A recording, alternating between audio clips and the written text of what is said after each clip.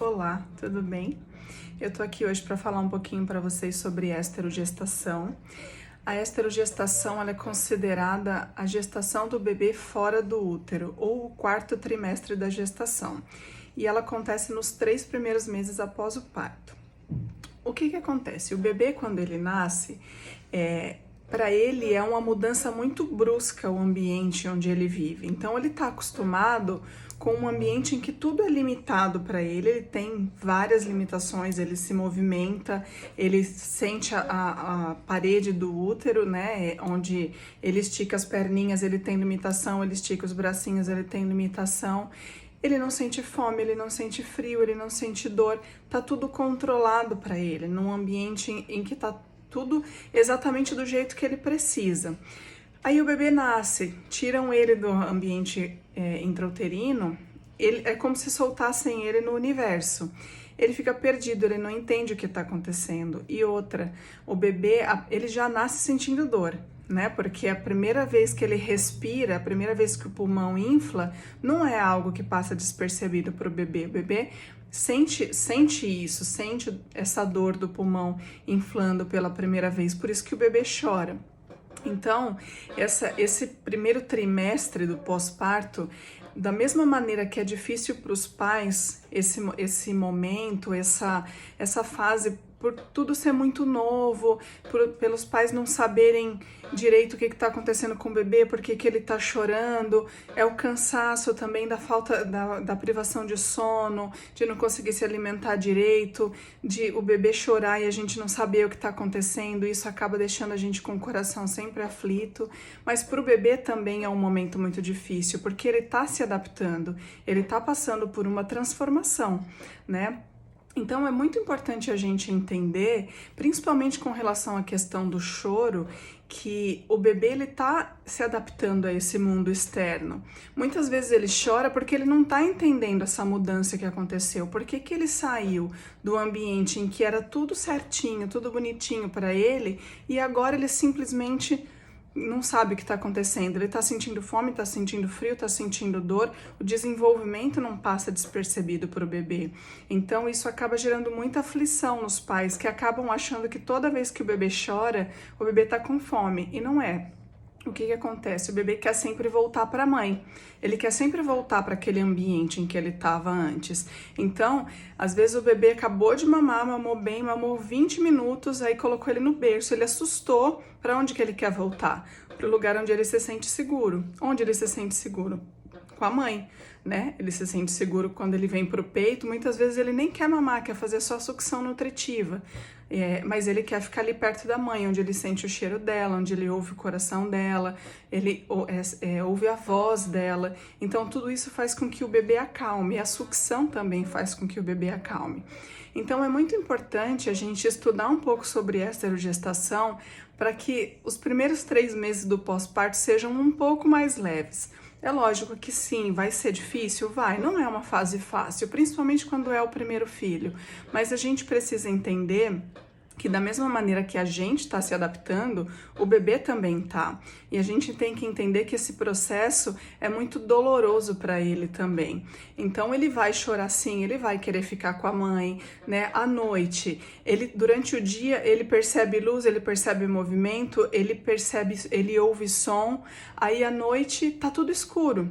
Simplesmente ele não vê movimento, não percebe movimento, ele não percebe luz.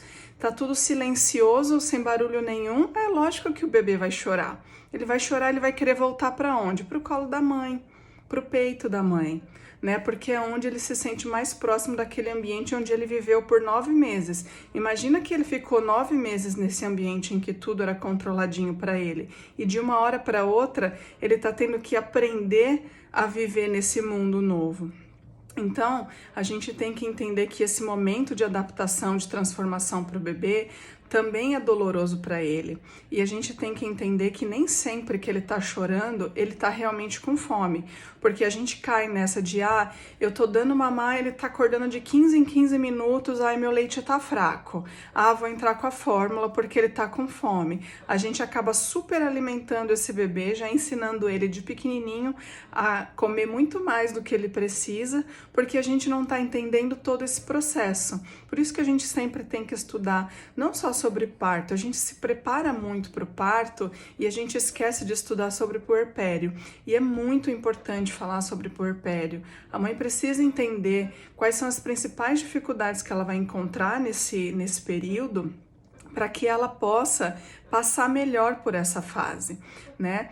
Então, se você tiver algum profissional da saúde te acompanhando, se você está gestante, tem algum profissional da saúde te acompanhando, conversa com ele bastante com ela ou com ele, bastante sobre puerpério, leia bastante, tem várias opções de livros, tem muitas fontes confiáveis na internet com informações sobre isso, tá? E eu também queria falar para vocês um pouquinho sobre a técnica 5S. Por quê? Porque a gente precisa, antes de colocar, se o bebê estiver muito irritado, não adianta colocar ele no peito, porque ele vai pegar errado, vai machucar. Então a gente precisa acalmar o bebê primeiro, quando ele está muito choroso, para poder colocar ele no peito para mamar. Então, as técnicas 5S são 5 técnicas que a gente usa para acalmar o bebê. O primeiro é fazer o charutinho, que já tem um vídeo aqui no canal que eu já postei para vocês, ensinando como fazer o charutinho. O bebê vai ficar desse jeitinho assim. A segunda técnica é colocá-la de lado, assim, com a barriguinha em contato com o antebraço. Terceira técnica é ruídos brancos. Shhh. Tem que ser um shhh mais alto do que o choro do bebê, tá? E sacudir ele. Então, shhh. Pode procurar no YouTube, tem vários vídeos com sons do útero que são excelentes também. Eu sempre recomendo para as minhas pacientes deixar uma caixinha de som perto do berço e deixar o máximo de tempo esse som, porque esse som acalma bastante os bebês. Para as mães que têm bola de pilates, pode fazer isso daqui também, para balançar o bebê. Senta na bola de pilates e faz aqui, ó.